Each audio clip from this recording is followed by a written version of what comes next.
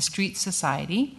And we sponsor them to come over to Victoria for 2 or 3 days and present to as many schools as we can fit in.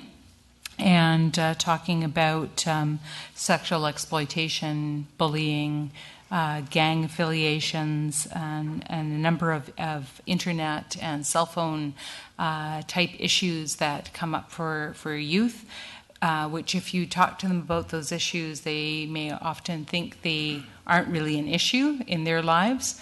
But then when they see these interactive plays taking place, they go, oh yeah, I've seen that happen, and yes, that is what do you do when that happens?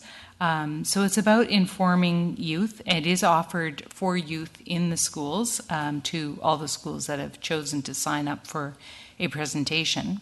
But it's also important, I think, for us as councils and community decision makers to be aware.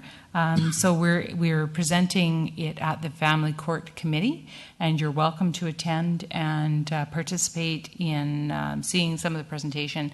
And it's pretty uplifting just to see the youth who are able to put on such amazing shows. If you have an opportunity, you might be able to join in and see it in a local school.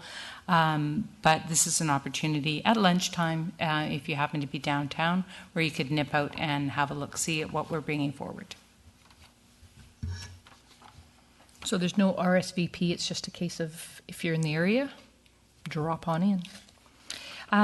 2 announcements, thank you letters that we've received, one from the Vancouver Island South Film and Media Commission thanking City of Colwood for their grant of $500 to support the work of bringing film and television productions to the CRD.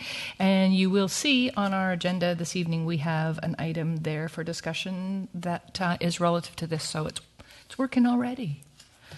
The other one is from the DARE program, Empowering BC's School Children to Choose a Drug-Free Life. Council topped up their required budget in order to meet their needs for this year. So with a grant of $780, they're happy and congratulating us for our generous donation.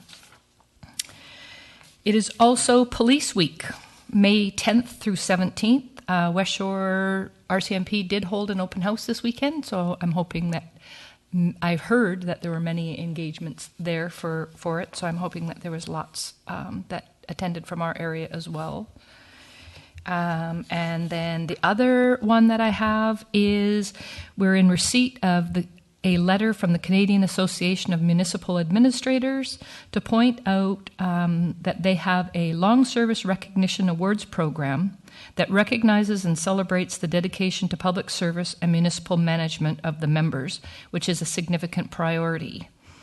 They are granted at 10 years and given in 5-year increments. So this evening, we'd like to acknowledge that our newly arrived CAO, James Muller, has been awarded a 15-year municipal service pin from CAMA. Holy smokes. So we'll get you again in 5 and 5. And that's it from my end of things. It was a really busy weekend this weekend with Mother's Day paint-in going on at Royal Roads and Chinese contingencies arriving to tour the city area and that sort of thing. So I don't think I had much time off over the weekend, this one. Moving forward to item number 4, adoption of minutes of the regular meeting of council, April 28th. Move adoption. Second. All those in favor? Opposed? Motion carried. Receipt of a set of minutes from Colwood Cycling and Advisory Committee on April 7th. Parks, Recreation and Culture on April 22nd. Planning and Land Use, April 15th. Transportation and Public Infrastructure, April 7th. Move receipt, Your Worship. Second. All those in favor? Opposed? Motion carried. Item number 5 is a presentation. We have here this evening with us administration from Pacific Center Family Services. Mitzi, if you need the podium there, I can't tell if the light's on the, is it on? Can you hear me? Good. Yeah. Alrighty. Thank you. Thank you. Mayor and Council, thank you very much for sending the invitation to us to give a presentation to you tonight. I know my time is short, and I'm very passionate about what I've come to talk to you about. So I really just want to raise some particularly key points. PCFSA, Pacific Centre Family Services Association, as you know, has been serving the community for over 46 years. We'll be celebrating our 46th AGM in June this year. Sorry. Sure. We serve 1,000 individuals in any given year, and we are a professional accredited high-quality service. We have received international accreditation on 4 occasions for the maximum of 3 years. Today I'm here to talk to you about the COPE programme. That is our Community Outreach, Prevention and Education programme. This is a programme that has been in existence since the very early 1980s and has served thousands of youth in the community since then. It was originally designed as prevention intervention for youth to divert them from antisocial behaviours. It was a partnership with Protective Services. It actually originated and was conceptualised in a partnership with the police authorities in Colwood and in Langford. And the purpose was to develop pro-social activities, thereby diverting youth away from coming to the attention of the services, not only police, but also the fire department, as a result of fire setting, for example. These symptomatic antisocial behaviours are actually indicators to us of other dysfunctions and traumas that these youth have experienced and need professional services to address. Our current Protective Services partners actually still agree with this approach of investing some money in prevention services and targeting youth in our community. The programme delivers individual counselling as well as outreach with youth. We work with families and we work with groups. We offer alternative methods of reaching out to youth, for example, email counselling.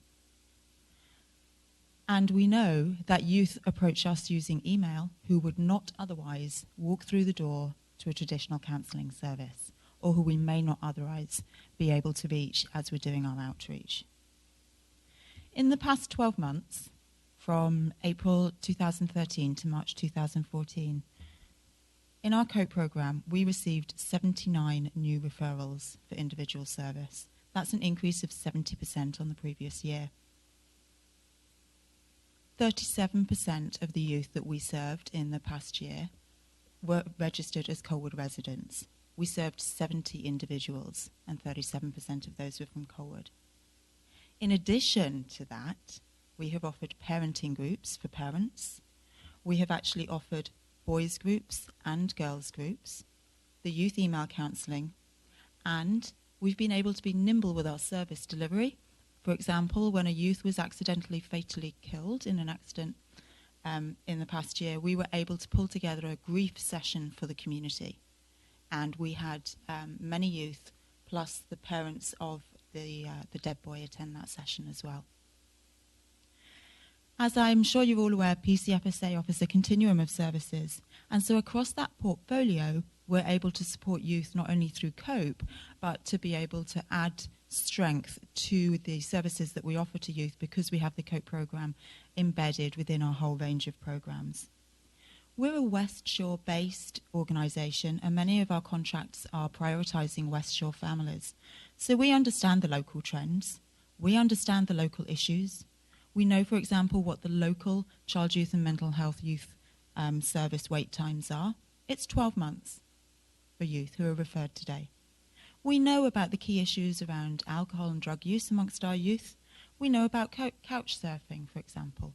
So we tailor our programmes specifically, and we can meet youth in Colwood at the place where they need service. Our contract with Colwood, as we're all aware, is up for renewal, and it's extremely important to the youth and the families and the whole community of Colwood. Without this, some youth in Colwood would not receive a service at the time that they need it and prevent continuing harm and dysfunction for them. The youth who receive the COPE programme through the investment of Colwood are diverted from antisocial behaviours.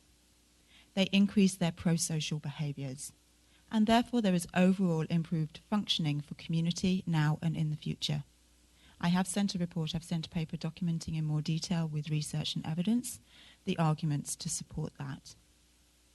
In addition, we've seen a reduction in services in our community in West Shore.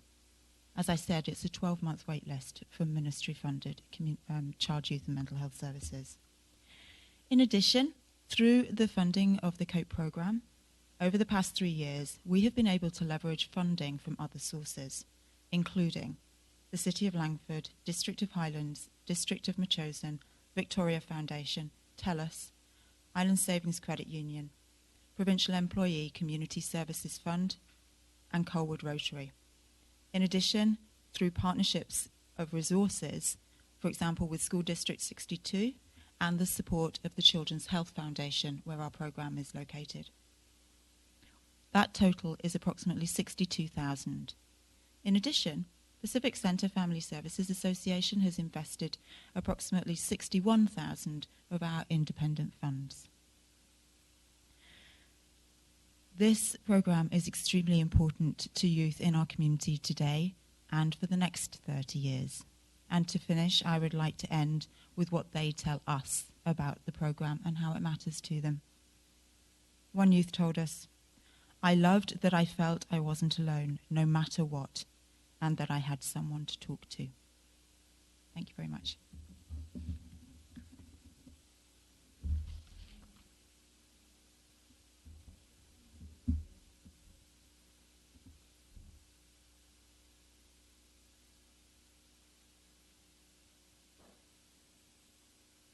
Second.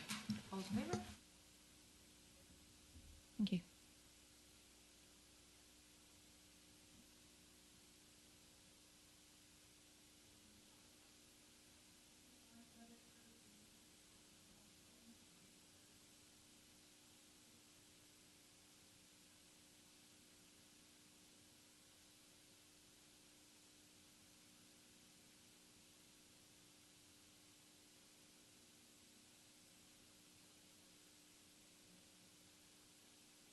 Oh, thanks.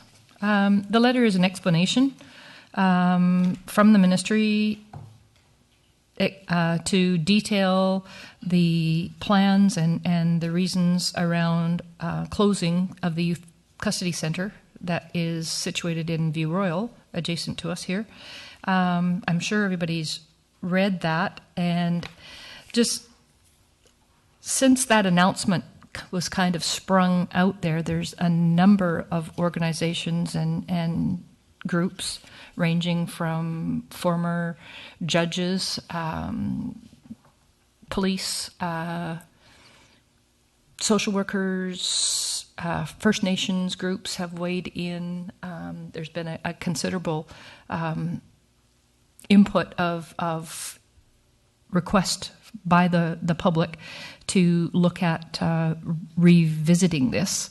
There was a motion that was passed around, sort of circulated within the 13 municipalities, and to date, as of the weekend, I believe there was 12 that have actually indicated that they would take it forward to their councils.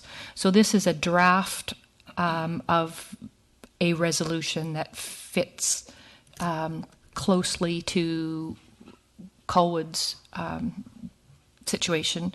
I had Councillor Day provide some wording in here. She's a long-standing member of the Victoria Youth or the Youth and Family Court Justice Committee. So to ensure that the wording covered off on everything. So it is before you. It is only a draft. If members of council see that we need to add or take away or have question, be happy to take that into consideration. I've worked there in that facility for 10 years and know firsthand the impact that moving kids out of their area has on families and has on their support and their ability to get their feet under them and get back into some sort of programming and straighter supervision. So with that, I'm going to leave it with council to discuss. Questions? Councillor Day? I just wonder if we should read out the draft resolution, and I could do that if that would be helpful to anyone, or We can certainly do that. It's a long one. It's a draft wording for council resolution citing cost savings and underutilization as the rationale. The provincial government has recently announced the proposed closure of the Victoria Youth Custody Services Centre located in the town of View Royal. And whereas this is the only provincial youth custody facility on Vancouver Island, a closure will result in all offenders remanded or sentenced from Vancouver Island courts being removed from their families and community supports to custody facilities on the Lower Mainland or elsewhere in the province.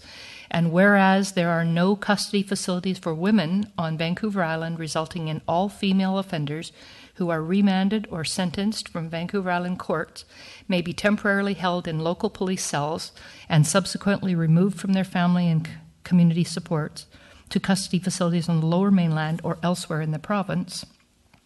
And whereas the Capital Regional District, 13 municipalities, 3 school districts appoint representatives to sit at the Victoria Family Court and Youth Justice Committee to be aware of the circumstances for youth and families who may come into contact with the Youth and Family Court system, and the Victoria Family Court and Youth Justice Committee has expressed great concern at the closure of the female youth detention facilities.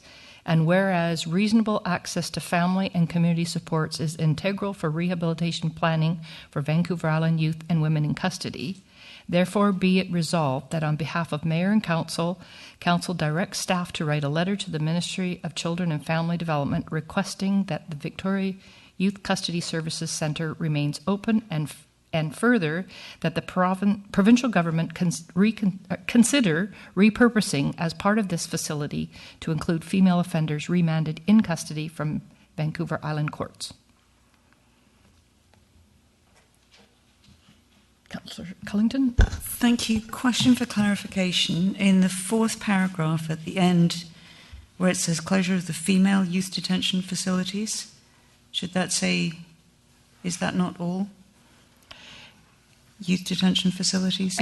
I think where that came from, they had closed the female section of the youth family court, 2 years ago? 1 year ago, exactly. Yeah. Okay, thanks. So, yeah, so this refers to a history. Yeah, it's it's just in relationship to that. Anyone else? So I'll just move the resolution, Your Worship. Second. All those in favor? Opposed? Motion carried. Madam Mayor, just a follow-up question. This is worded like a resolution that would go to the Union of British Columbia Municipalities. So I just wanted to clarify if Council would like us to bring this back when we get a response from the Ministry. When we write to them, they will probably write back to us and then consider if there's no satisfaction, will we bring this to UBCM? I understand that the initiator of this has that in their plan, so it's just a matter of waiting for the results to come through from each of the communities that support it.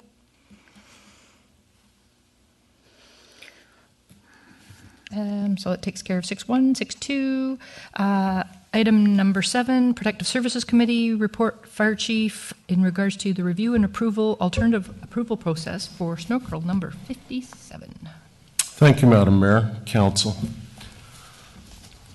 This is a review and approval of the alternative approval process, Snorkel 57 replacement.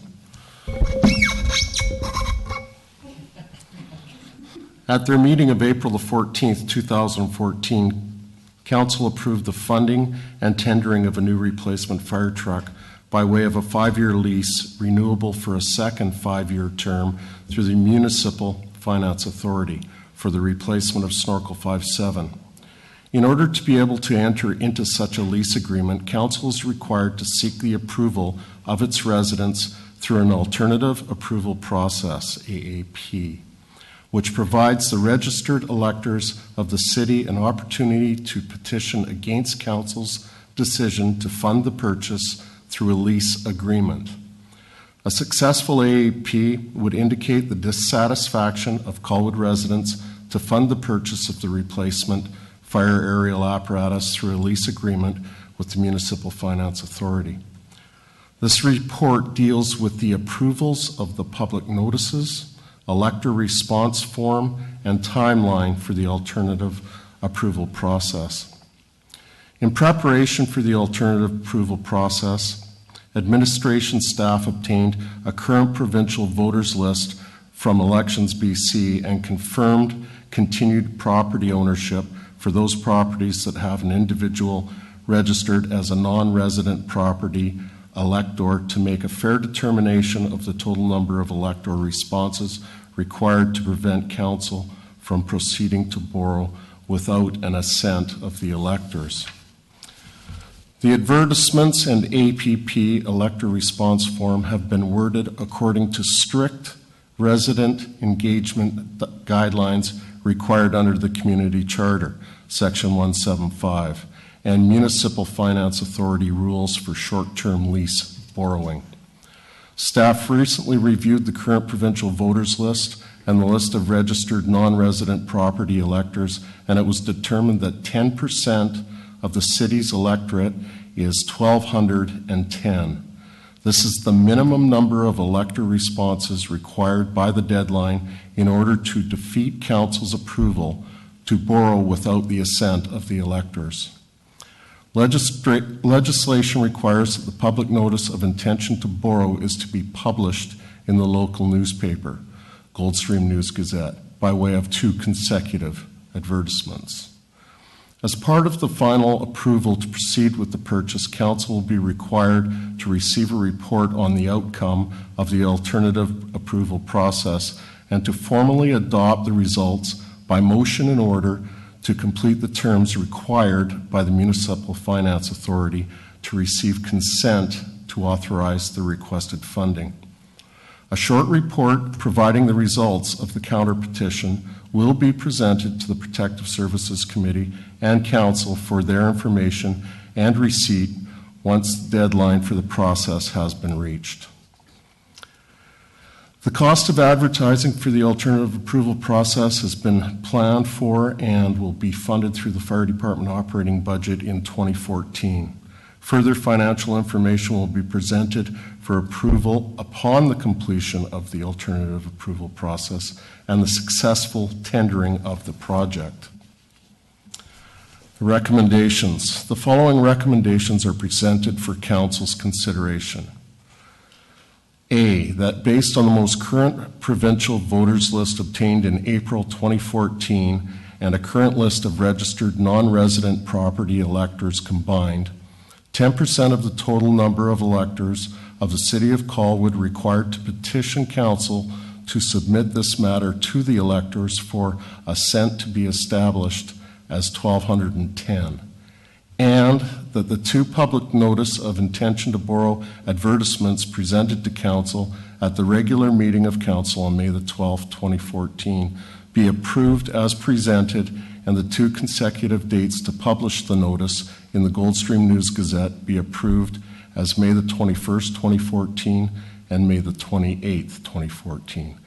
And that the alternative approval process elector response form presented to Council at the regular meeting of Council on May the 12th, 2014 be established as the official elector response form to be used for the purpose of the alternative approval process undertaken to borrow funds by way of a lease through the Municipal Finance Authority for the replacement of Fire Snorkel 57, and that the deadline for submitting the response forms be established as Monday, June the 30th, 2014 at 4:30 p.m., and that the alternative approval process elector response forms be made available to the public at Colwood City Hall from the time of the first newspaper publication, May the 21st, 2014, until the deadline, and that a report on the outcome of the alternative approval process be provided to the Protective Services Committee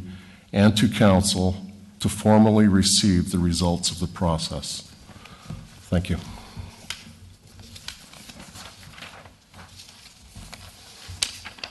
Conversation? I'll move the recommendation. Second. Councillor Lukens? Thank you. I have no problem with the recommendation. I guess my question is around what the public notice looks like. And I know previously in council, earlier on in our mandate, we had opportunity to listen to some TED Talks and being creative about how we put out some of these things rather than the boring old, same old, blah, blah, blah. So I don't know if there's an opportunity to do this creatively and get the message across, or, so that people will actually pay attention to it and potentially read it, or if we have to stay the status quo. But I thought I would ask because I know it's something we talked about. Maybe go to staff to answer the protocol in these kind of announcements. All of the information that's provided in the advertisement is actually legislated. It tells you exactly what you have to communicate to the public, and so that's what we've done. Yeah, and I understand that, and it's the same with the planning, notices about rezoning and stuff. I can't remember who did the TED Talks about the notices that we put out and being creative so that we did things outside the boxes as opposed to the status norm. I'm not saying that we don't have shouldn't include any of this information, but can we do it differently? I don't know, different layout or something. I don't know, but just rather than the status quo, I don't know how much thought has been given to it because I know it's busy. I think the only thing to keep in mind is we have to say what we have to say. If council does want to do as is being suggested, it just adds to the advertising cost. But if that's a cost that council feels is worthwhile, then that's certainly something that we can look at. Anyone else? Councillor Day? I'm just a little concerned that there are other things that I think we should be creative with. This isn't really one of them because the alternative approval process is really designed to give some very legal rights to the electorate so that they could voice their opposition, that there's no chance that anything is going to be slipped through that they're unaware of. So I just know that I've learned in my challenging situations that I've been through while I've been on council, that it's important that there's sometimes unintended consequences. So where I thought maybe I had gone above and beyond and, maybe instead of just telling the people who live in this one area, I would, that the people on the next street might want to know. Well, then the next time something comes up, there's an expectation has been created that it's not just the one street that's going to be informed, it's other people. And if you don't do it the next time, then people are going to ask you why not. So I think because it has a budgetary impact and because this is not, I think we should think outside of the box and be very creative in our announcements. I just think this one isn't the one. Anyone else? Councillor Cullington? Thank you. I was also going to raise the kind of how easy is it to read the public notice, and I know that a lot of members of the public will look and say, an alternative approval, what? What is that anyway? And I totally take in from our Director of Administration that we got to do what we got to do. But I'm assuming what we can also do is use our website, use the wonderful Sandra to help us to kind of create something that's nice and simple to understand. Includes a wonderful picture of the fire truck, so people know what they're getting, and just kind of helps communicate in a nice, friendly way, as well as making sure we're covering off the bases that we have to. And with that stealing of thunder,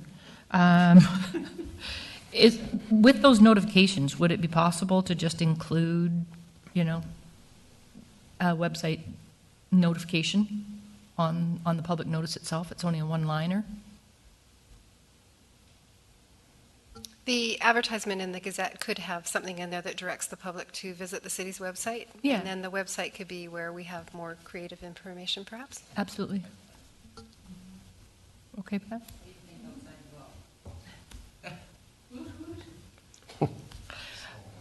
Call the question then. All those in favor? Opposed? Motion carried. Transportation and public infrastructure, 7.2.1 memorandum regarding support coordinator for Grace Point Productions filming application. Fire away. Looks wonderful, but it didn't come to committee, so I'm going to bump it back to Michael. Oh. Yeah, so this seems like a fairly simple filming operation where they just want to bring a rowboat ashore, take something out of the rowboat, and row back out again. No helicopters or fireworks or anything like that involved. But they do want to do it at night, and although most of their vehicles will be parked off the peninsula in a holding area to the north, they do need to bring some vehicles down onto the peninsula, and they're not allowed to park them there between 1 a.m. and 6 a.m. And so in order to do this, and I gather this is a night shot and will take several hours to complete despite its simplicity, they need the municipality to waive the parking restrictions on the peninsula for that evening in order to be able to complete the night shot. And we've provided a recommendation if council wishes to do that. Councillor Day? Just a question, are they aware of the sensitive nature of the dunes and the dune grasses, and they're going to stay off of our restored planting areas? Yes, Nora and Kevin held a meeting with them and explained that to them. And I'm recommending that we provide some markers so that they can identify where they can go and where they can't. So, And would there be any enforcement involved? Enforcement of that? Yeah, checking to see that they are staying where they're supposed to be. I think that's probably not worth the cost, since we'd have to pay overtime for somebody to be out there at night. Given that film productions are usually pretty professional, especially at this level, and the last thing they want to do is create a situation where they're not welcome back again. Anyone else? Stop. Just speaking to the recommended motion to council, the hours between 7 p.m. Tuesday, May 27th and 5 a.m. Wednesday, May 28th. I'm just wondering if council may consider changing that latter time to 6 a.m. to coincide with our bylaws. So if they do overrun that, there's not an issue. Thank you. Just following up on that, actually, I wonder if we want to add some flexibility in there in case the weather is the pits and filming has to be delayed, or there has to be another night instead of having to come back to the city and to council for another day. We can just kind of leave that flexibility in there somehow to address. There has to be some notification, obviously, but instead of having to come and get a formal motion from council in 2 weeks' time or longer. Maybe further approval, given the situation, if weather plays a significant factor in delaying the production of this film, perhaps the CAO is charged with that task of approving and notifying council thereafter. Something to that effect. So I would move the recommendation with all of its variants, and also ask that we formally notify Elsie, and obviously put the information up on our website as well, so that local residents get some information. Second. Any further discussion? Just to note, there is a trailer online now that they've developed on the first part of this Grace Point series. It's a 10-part series that will be starting in the fall, so it gives you a little bit of an idea of the gist of the storyline and where it's going and that sort of thing. Neil Jensen involved? No, I didn't see him in it when I looked through. I think Councillor Martin had his hand waving there. Yeah, no, I wasn't waving. It's just I wouldn't mind having people who live around the lagoon notified, just because I know the camera lights are going to be up, and that's going to cause concern to people, like there's somebody drowned or something, that it would just be nice to, so people aren't panicking, thinking something bad is happening down there. So, yeah. So, is there any way that we could have the film crew just send a letter to the lagoon area? I believe that thing. I saw that letter. I just didn't know if they're actually going to be doing a household delivery to all those people. Like, 'cause, I mean, I would argue that probably majority of people who live down there aren't going to be looking at the LC website to discover what's going on. Yeah. It'll be on our website, I think. Yeah. Yeah. I'm just thinking it would be a good idea. Yeah. I mean, when they filmed X-Men, we just got a letter saying the helicopters were going to be coming overhead 3 nights in a row and that kind of thing. And that was just nice to know. Yeah, I think we'll have to inform all the way up to the top of Hatley Park Road, because all of those people can see the peninsula. Yeah, so we'll make sure they do that. Okay. We could perhaps also use our roadside sign. Use the roadside sign. No, well, and the only worry I have about that is sometimes the film crew wants to keep it sort of secret. Their signage is sometimes very cryptic, like when they're filming down at Fort Rod Hill. Mm-hmm. So, because they don't want a whole bunch of looky-loos down there either, right? So, I don't know if we want to be letting the whole public know. But, and the final other question is, are they planning on closing Ocean Boulevard? Like for traffic, so that there's no cars driving by while they're filming that scene? They haven't expressed any concern about noise, so I imagine the sound will be dubbed in later. It does say that they would accommodate visitors there best as possible, so. I just pictured some cars zipping by. Mm-hmm. Yeah. We can get you down there with your speed camera. Well, I'm just going back and forth. Anyways, call the question. All those in favor? Opposed? Okay, motion carried. Did you have some? Oh, I'm sorry. You okay? Oh, well, there you go. It's a lot of that tonight. 7.2.2, Cascadia Green Building Council, Victoria Living Community Design Competition. Will that be you, Councillor? That would be me. TPI had a delegation from Cascadia Green Building Council who have been paying close attention to what's happening with wastewater management in our region, and they had been to Esquimalt Council previously and put a proposal on the table to do a design competition, which Cascadia do from time to time. This one to look at a hypothetical redesign of Esquimalt Village, which the township is looking at doing in any case, and incorporating into that design for a tertiary resource recovery, etc., wastewater treatment plant, very much along similar kind of thinking that we're looking at doing, excuse me, at the Juan de Fuca site. So the group were looking for support from council on this project. I think they would have loved to have seen us come forward with financial support, but we did say, you know, we've done our budget process and our money probably is going into our project. But committee recommended, and I would so move, that council provide a letter of support to Cascadia Green Building Council for the Esquimalt Village Living Community Competition. Second. And I would also say that they had a kick-off workshop on Saturday, which I attended with, quite well attended by a number of residents, including, interestingly, our former CAO. So lots of good discussion going on and interesting ideas flying around the place. So, Ross, once removed.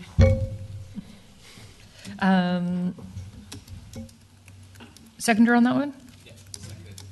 Any comments, questions? Seeing none, call the question. All those in favor? Opposed? Motion carried. Item 7.2.4, or pardon me, 7.2.3, Esquimalt Lagoon Bridge.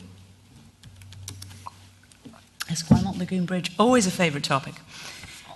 So, as you all know, we get and Stantec to do an inspection of the bridge every 5 years, just so that we know what's going on, what maintenance is needed, etc., etc. They came through again this time with a very long, detailed list of all of the stuff that needs to happen on the bridge, what needs to happen sooner rather than later, and what we can afford to leave for a little bit longer. The good news is that so far they're saying the current load restriction and speed limit can be maintained, but they did note that the channel below the bridge, as we all know, has changed considerably since they last looked at it in 2008. It's quite a bit lower on the north side and similarly higher on the south side because of all the movement that's been going on down there. Quite a number of the repairs could be done by our Public Works Department, and you have a long list there in front of you of some of the things that they're recommending. City has in its budget for 2014 a budget of $32,500. That is for all bridge repairs in the city. However, if you remember, we did the major work on the Culver Creek bridges last year, so we can really pretty much dedicate all of this to the Lagoon Bridge for this coming year. But we will need to look at putting some additional money into the budget for 2015 to complete the work that was recommended. There were a number of members of the Peninsula and Lagoon Supporters Group, sometimes known as PALS. We involved them in the inspection process, so they came along with Stantec, had an opportunity to provide some direct input into that, and the Stantec report did respond to some of the comments and concerns that they made. The group at the meeting did raise the issue of wanting to see reinforcement to Gotha Spit as being critical to, in their opinion, critical to the protection of the bridge. However, what we tried to do is to note that this particular recommendation focuses only on the bridge maintenance, and that what Council has done is recommended that we're still going to be moving forward on that consultant's report later on in the year that's going to be looking at the first priority, which is protection of the pump station, and then moving out from there. So although we recognise the importance of that conversation, the recommendation focuses simply on the bridge maintenance, which Council has previously stated, and I hope is continuing to state, is still a priority.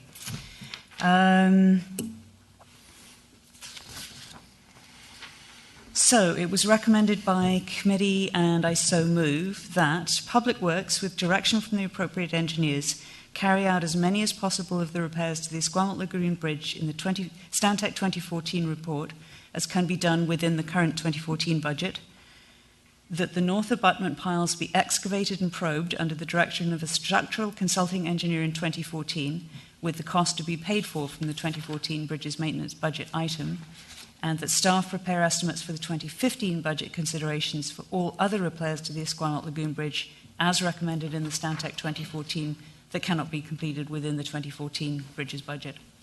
Second. Comments, questions? Councillor Day? Thank you. The bridge report that was done for all the bridges in Colwood, I believe, also identified bridge work that needed to be done in Latoria Creek Park. And so I'm just, in terms of directing all of the budget to this one item, I'm just wondering where that leaves the other bridge work. There is actually separate money that has been budgeted each year to do one or two of those from that previous report. And I believe that this is the last year, and I can't actually remember offhand which bridges are still to be done. Could be the Latoria ones. But there is separate money budgeted for that, and it will all be completed this year. Because the wording of the budget sounds like all monies from the bridge repair budget are going to this one item, which I think leaves the other bridges without any funding. No, it's this is the normal bridge funding budget, the bridge maintenance budget, but we had separate. I believe it's capital money for the other repairs. There is a separate budget for the other repairs that the other bridges will not be ignored in order to do this. Okay. All right. That seems different than what the wording of the motion is, though, because it says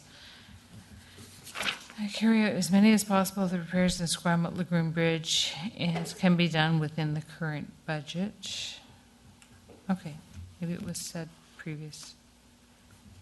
Paid from the 2014 Bridges Maintenance Budget item. So it doesn't say Lagoon Bridge Maintenance Budget item. It says Bridges Budget item. So I would just like clarification for the other. Do we have 2 bridge maintenance funds or 1?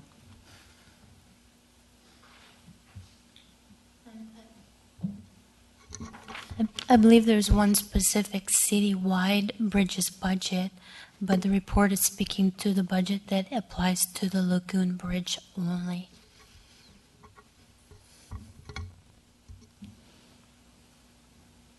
I'm sorry, but that doesn't, then that doesn't make any sense to me. That's taking all of the budget and using it for this one bridge this year then. Doesn't leave any money for the other bridge work. On page 3 of 4, third paragraph down, it says 32,500 has been allocated for all the bridges in Colwood, and as work has been done on bridges in Colwood, most of the funds will go towards the Lagoon Bridge.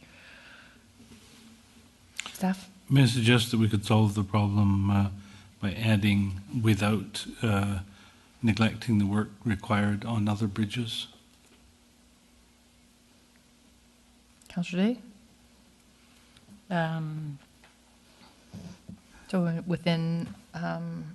Okay, adding, Kate, then I would propose that amendment to number 1, add the words at the end, without neglecting other bridge maintenance.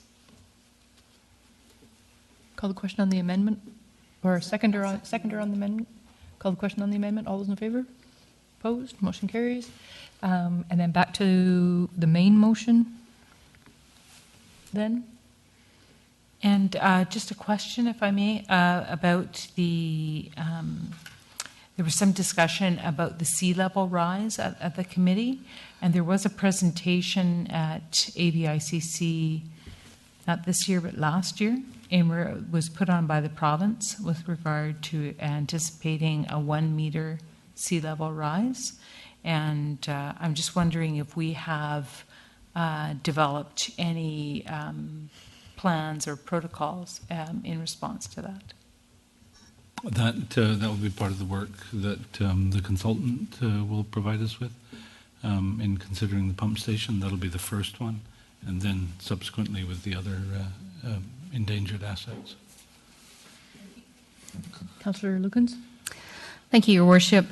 I was at the meeting, and I know that the PALS people were disappointed with the outcome of some of the report, and I did talk to them afterwards, and it's evident tonight that they're not here, that they're not feeling like they are heard.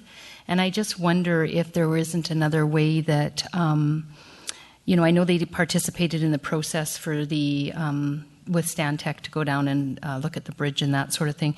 I'm just wondering if the messaging that isn't coming out and just, wanting to engage people who are wanting to contribute from our community. I'm not saying that they're the engineers and that we need to or want to take that verbatim. I get that. But I just wonder about the engagement process, and then when the reports are written, that it's at least acknowledged to a greater extent that they have been heard, because I really feel that they don't feel that they have been, somewhat like we felt with the CRD when it came to sewage. They just weren't hearing us. And we kept pounding on the wall. But just my opinion based on what I heard at the meeting and their sense afterwards, and just reading the report again. And I know there is some tie-in, and I know Helen was away and didn't respond to them, and I have seen the responses of Helen to their queries since that meeting. But just going forward, I know they put a lot of time in and a lot of effort, and I know that you've spent time with them as well, the engineering department, Michael. So just when we bring it out into the public, I think that engagement and integration is important. Thank you. Go. I have actually set up a meeting with them for when I come back from holidays, which, by the way, start on Thursday. It's when? Thursday. I'll be gone till the end of the month from Thursday. Yeah, we've set up the meeting for June. I think that's a recent. Yeah. Anything else? Call the question then. All those in favor? Opposed? Motion carried. Item 7.2.4, options for expanding the sewer system.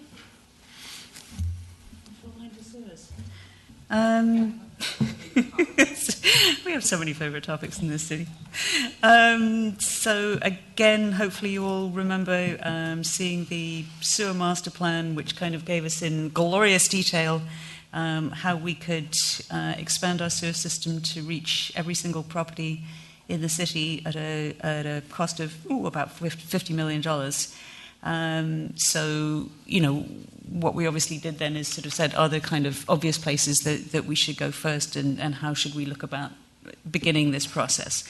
One of the things that we recognised at committee is that actually the first thing we need to do is to sort out how we're going to deal with sewage treatment in this city, because we don't want to go about inviting a lot of people to join the sewer system, and then all of a sudden they're hit with some enormous fees for being part of the sewer system. Sorry, Rob.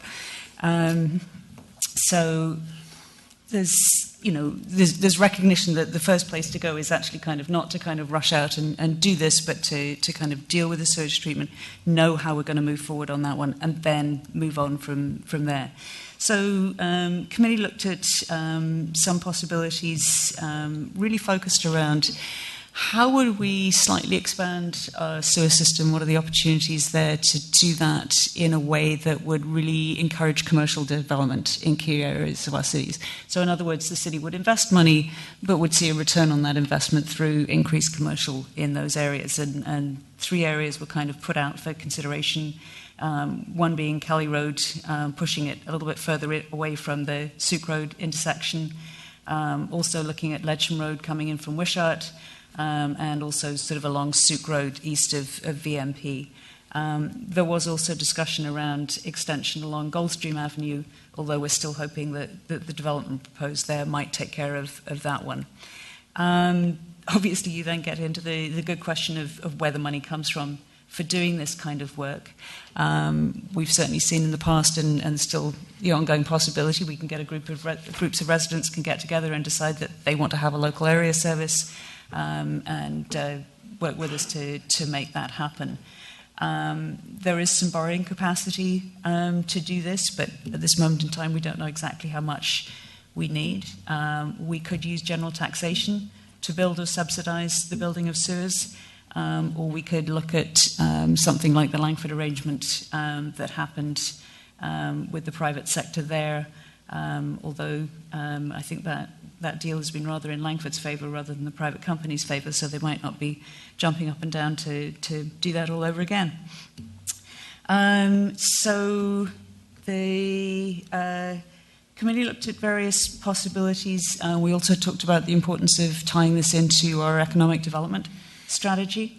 Committee recommended, and I was so moved, that Council direct staff to delay initiating the possible extension of sewers other than as already planned for the central area and subject to number 3 below, until the costs surrounding sewage treatment are better known, and then to bring forward proposals as soon as possible thereafter, and direct staff to incorporate plans to extend sewers with the proposed heat utility as part of the Colwood Resource Recovery Centre economic development strategy or any similar proposals elsewhere, and direct staff to bring forward requests from property owners or their agents and groups of property owners for sewer extensions as these are received, and in all of the above, coordinate with the Colwood Economic Development Strategy.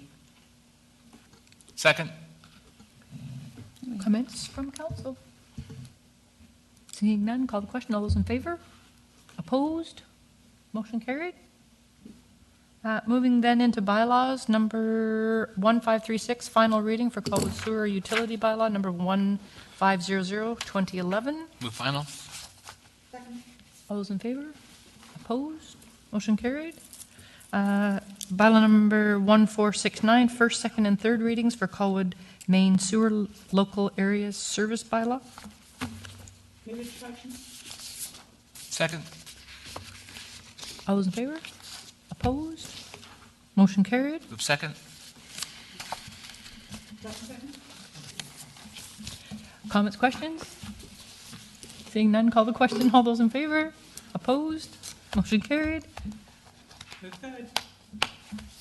Second, third. All those in favor? Opposed? Motion carried. Bylaw number 1470, first, second, and third readings, Colwood West Sewer Local Area Service Establishment and Loan Authorization Bylaw. Move introduction. Second. All those in favor? Opposed? Motion carried. Move second. Comments, questions?